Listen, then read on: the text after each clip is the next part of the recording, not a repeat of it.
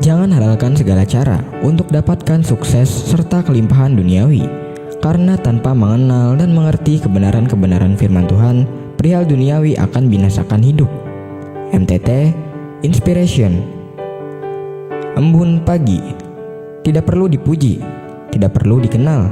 Teruslah berbuat baik layaknya jantung dia tidak terlihat namun terus berdenyut, memberi kehidupan.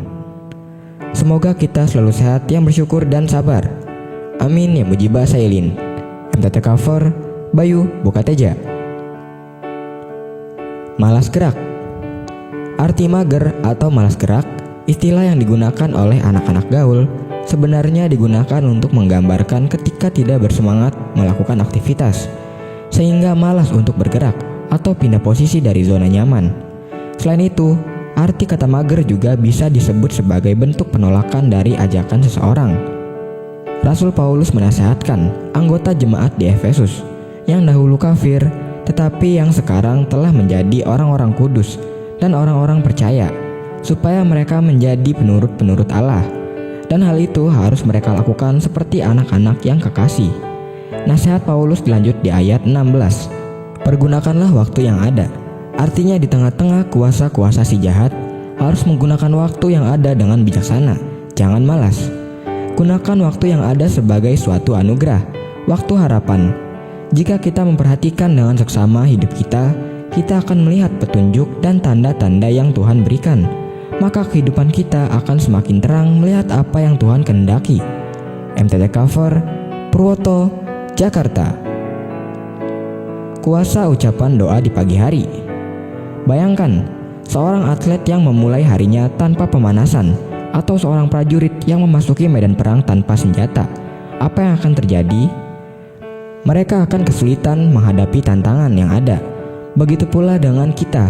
Setiap pagi adalah awal dari perjalanan baru, dan doa pagi adalah pemanasan rohani serta senjata rohani yang kita perlukan untuk menghadapi hari.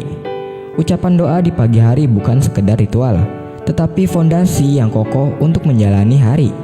Seperti Daud, mari kita jadikan doa pagi sebagai kebiasaan yang membawa kekuatan, arah, dan ketergantungan penuh kepada Tuhan. Jangan mulai hari tanpa berbicara kepada Tuhan. MTT cover Budi, Cirebon. Pembentukan. Setiap masalah yang terjadi pasti ada sisi positifnya. Tidak ada masalah yang terlalu besar yang tidak dapat terselesaikan karena kita tidak sendirian menghadapinya. Ada Tuhan di pihak kita. Aku sekali-kali tidak akan membiarkan engkau, dan aku sekali-kali tidak akan meninggalkan engkau. Kita harus berkeyakinan bahwa segala perkara dapat kutanggung di dalam Dia yang memberi kekuatan kepadaku.